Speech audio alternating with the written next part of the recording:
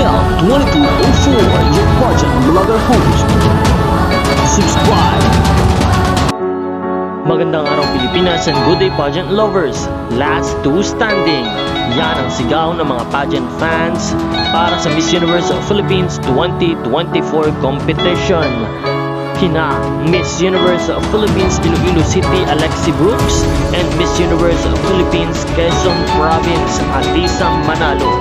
Si Atisa at Alexi nga ang isa sa mga pinakamalalakas sa kandidata ng MUPH 2024 at humahakot ng maraming parangal at papuri mula sa ating mga pageant lovers.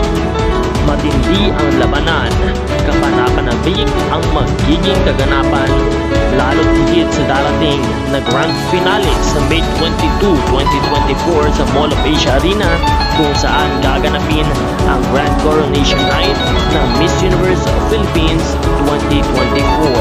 Are you Team Atisa Manalo or Team Alexi Brooks?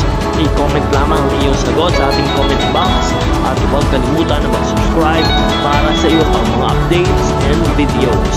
Muli, this is now 2204, your pageant vlogger host.